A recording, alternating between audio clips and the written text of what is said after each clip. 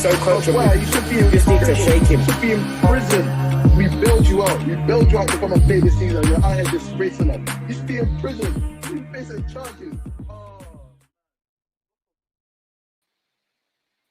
All right. Hello, Are we people. live? Are we live? You with me, Shep? You with me? All right. Welcome back to another episode, another week of the final third. I'm your gracious host, Banks, joined by my gracious co-host, Shems, or Oluwashemi Lore, or Lavish, or Kante's cousin, whichever one you want to call me. You know you got options. You've got options. We're here to discuss all the goings-on of the weekend. It was a packed weekend. So much to get through. Firstly, let's apologize. We're bringing you this late because Banks was at Old Trafford. He just got back now. He had to do what he had to do as part of Slept in the police station. That's how much I love it. Yeah, he has to come out of the tier 3 account. Literally. Shem had to come bail me out from Nigeria. It was embarrassing, but you know when you care about you had to come bail me out from Nigeria. It's calm. But with that sort of segue, it's only the perfect place to start. It was supposed to be the big game this weekend, the Northwest Derby, Manchester United versus Liverpool. That's what it's called, the Northwest Derby. That's what it's called. It's the Northwest Derby. It's the Northwest Derby. Don't hate. Don't hate. Never heard of that before. Doesn't never heard of it. Doesn't befit you. Should know better than that. But it was supposed to be one of the biggest matches of the Premier League calendar. But the game was overshadowed by a pre-organized protest, protesting against the Manchester United ownership. The Glazer out protest happened before. So if you need some context for what happened before, it was organized that before one of the biggest matches of the season, the Manchester United fans would go to Old Trafford and protest against the Glazers' ownership of Manchester United. It got very passionate. A lot of people showed up. I think more people than even the police expected. They managed to get into Old Trafford, which obviously created a security hazard. And that led to the game eventually being postponed and then cancelled. They hit up the hotel as well. So once they got them out of Old Trafford, once they got them out of the stadium, they went outside of the Lowry, which is where the Manchester United players stay, just before the games, which meant that the Manchester United players couldn't leave the hotel, which eventually led to the game being cancelled. Lavish, I want to first ask you, do you feel like the Manchester United fans were right to take the protest to this sort of extent?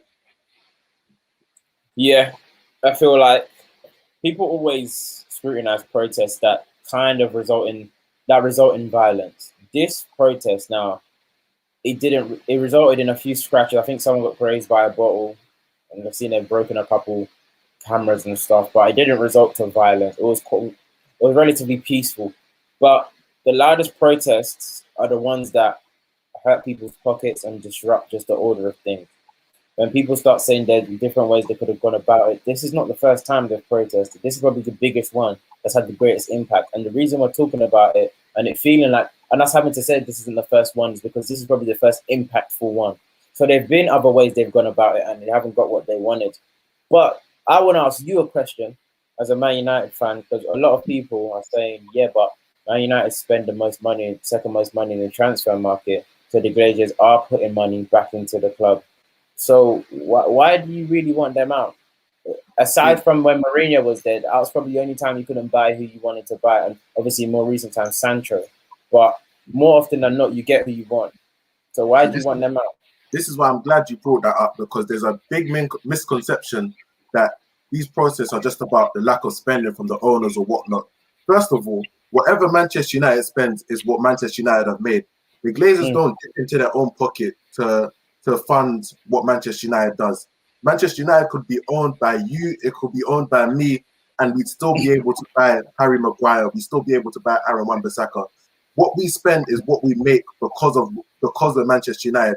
The Glazers, they came in 2005, and anybody that needs a history lesson on how the Glazers came to take ownership, they did not use their own money to buy Manchester United. They took out loans and they said Manchester United will be successful. We're going to leverage that. What Manchester United make is what we'll use to pay back the loans. So essentially, if Manchester United crashed and burned, if we stopped being successful, if Sir Alex Ferguson wasn't the manager he was, Manchester United as a football club would probably not be standing here as it was today. That's where the initial anger comes from in terms of the Glazer ownership. They did not dip into their own pockets to buy Manchester United. They took out loans. They put the whole future of the club at risk. And now we're in 2021, and all they do is take. All they do, they're not an ownership that like the Manchester City or the PSGs or the Chelseas, where the owner's ready to dip into their pocket to make the club great, to push the club forward. They take dividends, they take money from the club. The money that the club spend is the money that the club makes. As I said, anybody could own Manchester United and we still be able to spend this type of money. The Glazers have come to Manchester United and they've taken, and it's no surprise that, like as you say, like protests against the Glazers isn't new. People are saying it's because they're rubbish now, because we don't win, because we don't spend money. Go back and check the footage. Remember that AC Milan? I used to ask my dad, why do Man United fans have Norwich scarves and stuff like that? And he used to say, oh, those are the colours that is part of a protest, it's part of their new ownership. I really didn't understand. And this is how I know they've been doing it for so long, because my dad mentioned their ownership problems back then when we used to watch games together when we were still in like primary school. So this has been existing. If you know the green and yellow, literally. Green and yellow scars, it all goes back to Newton. Like, it's bigger than just, oh, we didn't buy Sancho last season. That's why the owners don't spend enough. It's bigger than that. It's bigger than that. And it always has been. So when I see the Sky Sports pundits who just the week before, when their money was being threatened, they were we remember it because it was only 2 weeks ago. Gary Neville and Jamie Carragher were saying the fans need to get out onto the street and protest, need to show how much they care. Gary Neville backed it though. Gary Neville backed it. But then Sky are out here trying to demean and say, oh, I'm surprised that it's gone to this extent. They were mongering this sort of thing. How can they be surprised when it was them that was pushing this originally? When they called it civil war. How they called it civil war? So why are you surprised when Manchester United are trying to get their club back from leeches of owners, parasites of owners? Now we're trying to do civil war with our owners, and you're surprised. It's because it messes up with Sky's money. This is the biggest match of their calendar. This is where they get their dough in. I've got two quick questions. So moving forward, is it a thing of Manchester United fans are going to be like, Man United are not going to play any more matches here? Is this going to keep happening, or is it just going to be something of whenever it's a match that involves both proposed Super 6 teams or European Super League teams? For example, this was Man United Liverpool. Will it be those fixtures Man United are going to completely write off, or Man United fans are going to write off, or is it just going to be, or do you think it wasn't even planned? It's just this in the moment and now? I don't know. I think the Greater Manchester Police greatly underestimated the amount of people that was going to come out. So in the end, they were overwhelmed in terms of what they could control. So when it spilled into Old Trafford, I don't think that was the original plan to break into Old Trafford, but it just happened to break that way. I think the next time, probably police are going to be a lot more prepared for home Manchester United home games.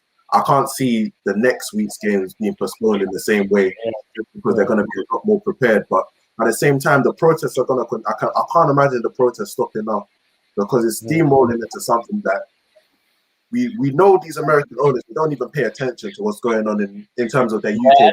I don't think what we want from the protests is actually going to happen in terms of them relinquishing the assets to these clubs. Compared to where it was before, where like these lot did the Super League thing and they did not care. Like they didn't care about what the fans thought. An eyelid. No, they didn't bat an eyelid, and it wasn't just Man United. So now, I feel like the owners have to take note of what's going on. But why would they? Because it's getting to a point where, like, as you said, the protests have never been this vociferous. It's never been to this extent. Like, we've had the protests before in the stadium with the scarves and the placards and the Glazers out chants, but it's never been to this extent. And I don't see it rolling back in terms of there's so much more awareness, in terms of what the Glazers have done over the last 16 to 20 years in Manchester United, that now that it's getting put out there, more people are knowing about what they've done. I can't see more people falling back and letting this lie. So I feel like it's only going to ramp up. Maybe I'm wrong. Maybe next week it dies down as a 1 week thing. I hope not. But if it continues to ramp up like this, we continue to mess up with the Glazers' money. There's no way they can't take notice of it. Lastly, other fans, in Nigeria, the whole premise is obviously if this was a Nigerian professional football league, like this is like they'll call us like chaotic and unorganized and stuff. And like, what's wrong with a business owner making money and he's still pumping money into the club? Now they're trying to say, like, why would he sell the club? That's what the premise is. That's what the zeitgeist is here. Like, why would he sell the club? And I'm trying to explain to them how it affects football in terms of like, no, I'm trying to explain to them the significance of a fan, the significance, because they're saying at the end of the day, it's his business. I'm trying to explain to them like football's entrenched in people's life. It's their culture. It's like it's generational. But I don't know how you would answer that question. But what I'm trying to say is help me explain the significance of a supporter, and especially the Manchester-based supporters. I'd say it's a difficult one to answer. So we've had a club that's been steeped in success for so long, and when you see what the Glazers have come in and how they've managed to affect that in terms of we sell Ronaldo, our biggest ever player, or one of our biggest ever players. We're talking about somebody that won a Ballon d'Or. Like, Manchester, how many Ballon d'Or winners have Manchester United ever had? Literally on top of the world. You sell him, and instead of reinvesting properly and going in to buy the sort of players that we need to buy, you allow us to scrape by with the likes of Antonio Valencia, Michael Owen, Gabriel Overton, and just rely on Sir Alex Ferguson. Now that Sir Alex Ferguson's gone, and we can't just use him because the last title winning side was not great, but it was the powers of Sir Alex Ferguson that got us through that. There's no two ways about that. It was Sir Alex Ferguson that got us through that last title win. Now we need to actually see investment. We need to actually see investment into the club. From you need to dip your hands back into your pocket and help the club that you own, and you don't want to do that. And you've gone around hiring the wrong people. You put Ed Woodward in charge of footballing activities for the last, nearly 8 or 9 years now. He's been running the show disastrously. And you haven't thought to change that because he's your pal, he's your buddy, and he's the one that got you into the club. So you're not going to change that. When you think that this is not, when we talk about the Manchester United fans, this ain't what we expect. So when the fans go out and protest this and make their feelings heard, there's no reason why they shouldn't do that. There's no reason why they shouldn't be able to make their feelings heard in terms of this, because we've got a certain standard to uphold. So when the fans go out and make their voices heard, there's no reason why they shouldn't do that.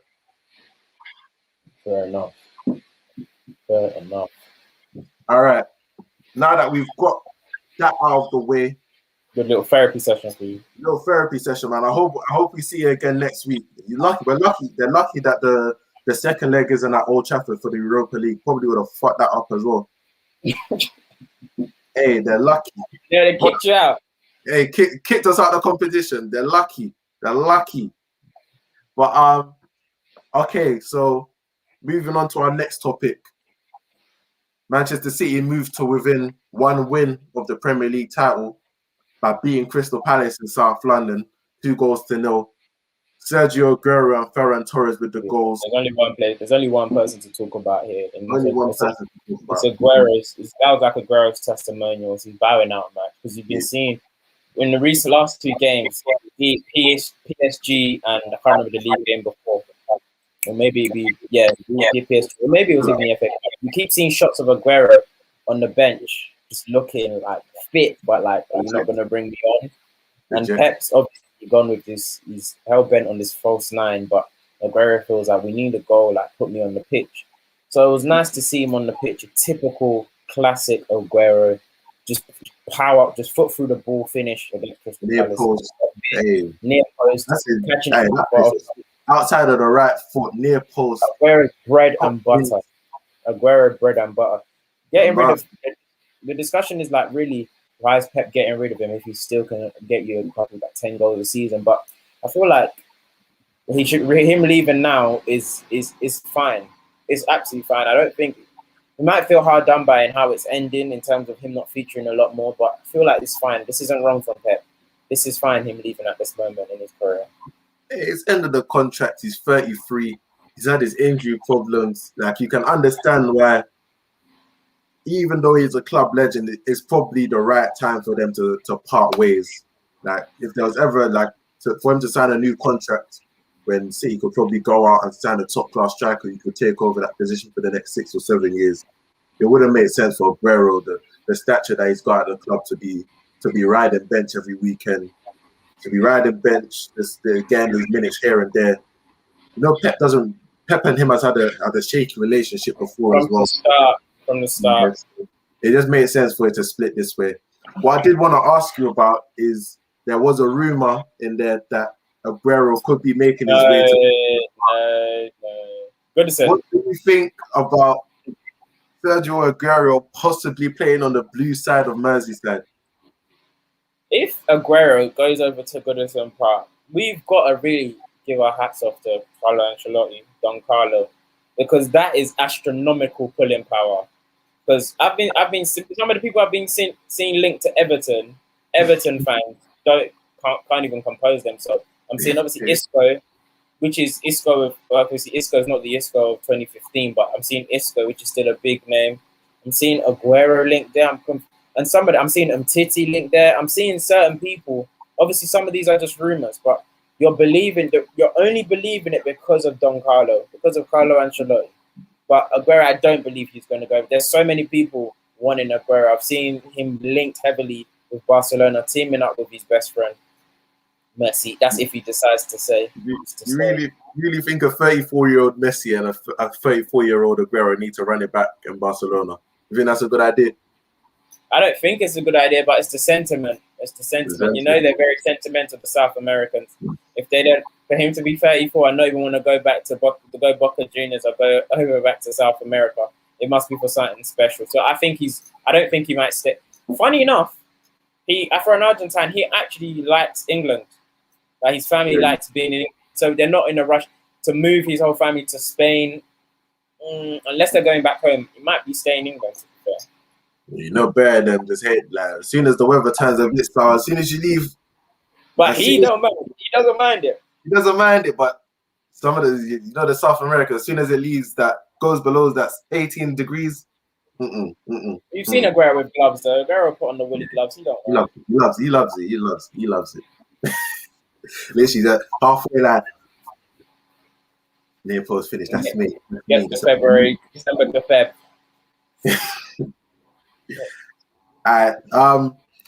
Arsenal also played on Sunday. They beat Newcastle 2-0. Mohamed El-Neni and Pierre-Emerick Aubameyang back on the score sheet. One thing I wanted to pick out, Gabriel Martinelli had a very good game. Played on the left wing. What do you think about him? Do you think he should start midweek in your big crunch Europa League game?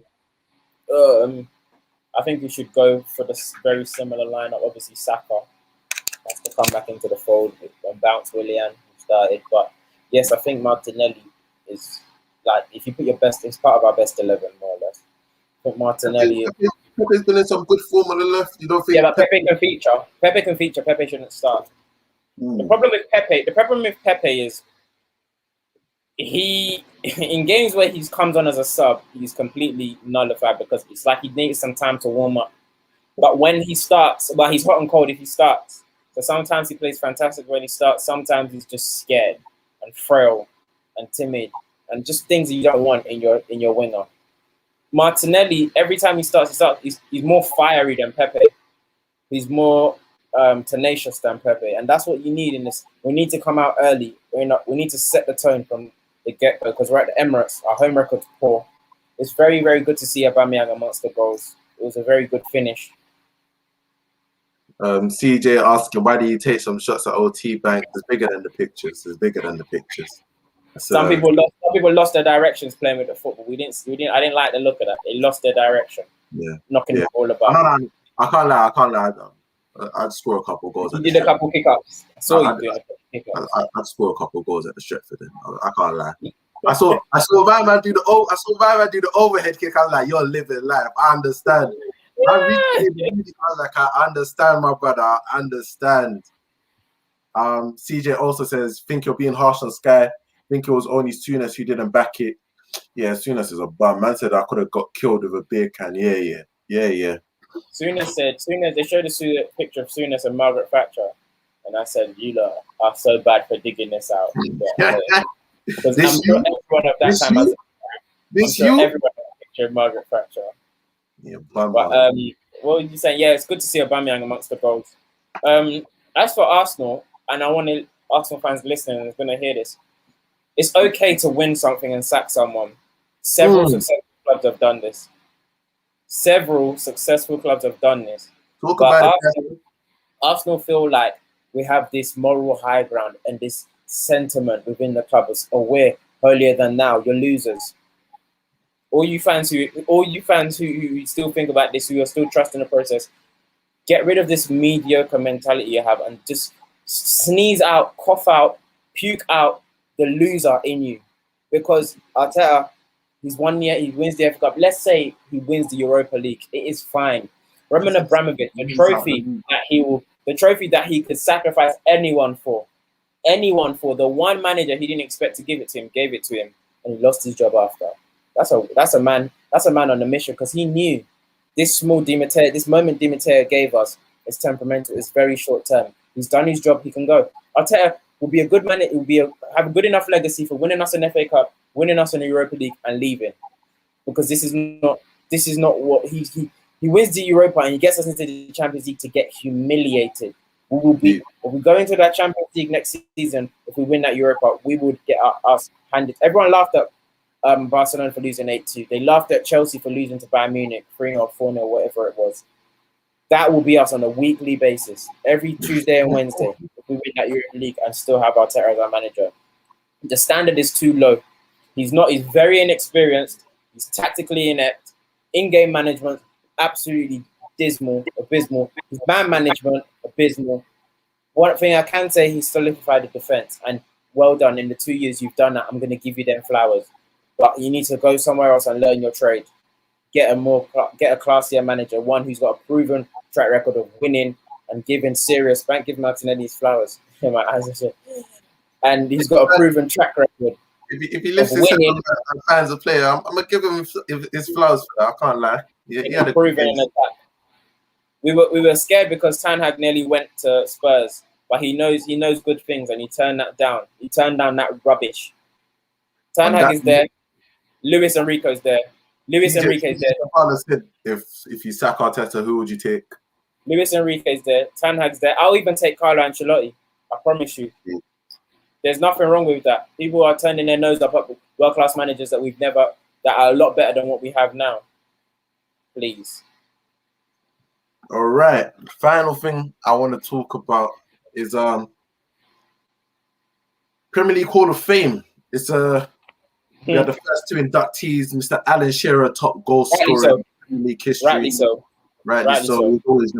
He's always gonna get in there. And the other inductee was Mr. Thierry Henry, Arsenal top Premier League player of all time. 3-time Premier League winner, multiple Golden Boot winner. Greatest Premier League player of all time.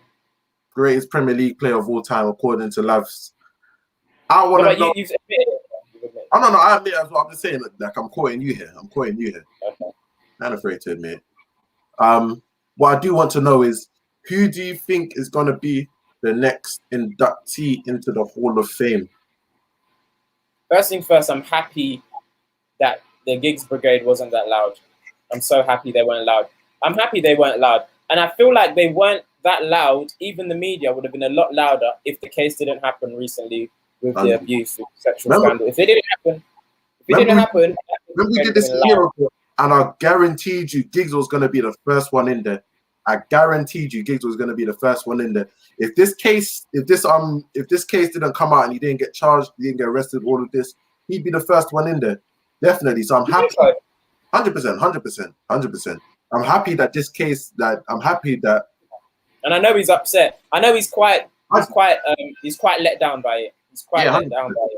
100%. And good for him. But you don't do all of that and think we care about your opinion. No. I feel like, to answer your question, I feel like I'm really trying to force a Man United player in there. All right. And for me, because of what they've achieved in the Premier League era, I feel it would be disrespectful for the third player to not come from Manchester United. Now, for me, my favourite Manchester United player, as in who I think has been the best of all time in terms of Premier League, has always been Wayne Rooney. Now, he don't qualify. He doesn't qualify for this. So next, we're looking at. I can't give it to Giggs just because of my morals. I honestly can't give it to Giggs. I'm telling you, I don't think Giggs is gonna get in there. I can't give it to Giggs just because of my morals, and I just can't. I can't just the personal aspect for personal reasons. I can't give it to Giggs. So will it be Scholes? I think the next one has to be Scholes or Andy Cole. I think if you're going for the next one after you're talking about legacies, Andy Cole, I think 5 Premier League titles, if I'm correct. He's still in the top 5, or is he top 3 all time? Goal scorers. Goal scorer, I think it's top 3. I think he's top 3. 177 goals in the Premier League. Oh, yeah. If I'm not mistaken. Third. So for me, in terms of Premier League legacy, in terms of who goes next, it'll either be Scholes or be Andy Cole, because Newcastle United, Manchester United. Andy Cole Blackburn. Huh? What did Andy Cole play? Because I knew it was about. Yeah, if we're talking about Premier League legacies, then Blackburn. He played for Blackburn. Yeah. So if we're talking about Premier League legacies, his and Scholes, he's got 11 Premier League titles, 11 Premier League titles, over 100 goals. Again, if it was either of those two, you can't be mad at it. But it will definitely be a Manchester United player next. Yeah, I think it has to be a Manchester United player next, just out of respect. And even as a rival fan, you have to just give credit to them because they really held up the Premier League for that long. Before the Chelsea lot and Man City come in, you have to give Man United next. And Arsenal did not dominate for long enough to be the third player to be Arsenal. So, yeah. But one thing I must say, the top 10 must all be Premier League winners. I'm not trying to see Gerrard here anytime soon. Not trying to see Gerrard here soon. All the young Matt Letizia can't get in. No, Matt Letizia can't get in. I'm trying to see the first 10. First 10, okay. You got first 10 Premier League winners. The first 10 must have won the Prem. For me, I think that should be the standard. Before we start giving the taking part award. He does. Andy Cole deserves more flowers, 100%. You don't score 176 non-penalty goals out of 177 and not get your flowers. That's what we call a boot. That's old school. That's old school. Yeah, that's old school because now people celebrate penalties like they're worldies. So hats off to him. But yeah, before the top 10, before any non-Premier League non-Premier League should not be entering the top 10. Should not be top 10 inductees. Sorry, Gerrard. I'm sorry this year. All right, you heard it from Lavish first. No non-Premier League winners. Get your bum ass, no chip, no ring having ass out. Yeah, you can't. No. Taking part award starts on number 11. We ain't giving out. What you not saying about Bell? Stenk, come on, you Spurs. What you not saying about Bell? Sweet hat trick yesterday against Sheffield Bloody United. See why Check is shameless. This is a man that tweeted, "I've never been not motivated for a Spurs match before," and he wants us to give flowers for a hat trick. Who are they playing? Was it Sheffield? Sheffield United, fam. Get out of here, man. Hey, you don't pop Sheffield United. There's something wrong with you. But Bell, you know he's warming up for the Euros. You know what did he say? Warming up for the Euros. He said Wales, Golf, Madrid in that order.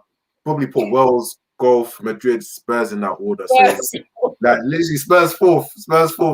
At least they'd have made Bell's top 4. Spurs just for the facilities. But yeah, you see the way Bell strikes the ball. You know he's a booter as well. That's a player. That's a player there. That's a player. You might lose the muscles, you might lose the athleticism. You don't lose the technique in that left. You don't lose the tech. You don't lose the tech. But that's been us from the final third. Hope you've enjoyed our latest live stream. Make sure you bring us back here for our Europa League preview. We're going to be previewing the Manchester United versus Roma tie and the Villarreal versus Arsenal tie. But Make then, sure by you- then we'll be discussing. But then we'll be discussing the finalists as well. Oh, you're true. No, we're gonna do a preview show, then a review show. Preview, Okay. review, preview, Okay. review. But I'm not a wrap it up. literally. Make sure you subscribe to the Final Third on YouTube. That's the Final 3RD on YouTube. Make sure you follow us on all of our socials. That's at the Final 3RD _ on both Twitter and Instagram. It's been Banks, your host, Shems, or Oluwa Shemi Lore, or Lavish, or Kante's cousin. I love the way you read it all out. You've got options. I like to read out the options, man. You've Fair got enough. options. Make sure you follow him at Shems _94. Make sure you follow him. That's been the Final Third. I've been your host. Enjoy your day. Thank you very much.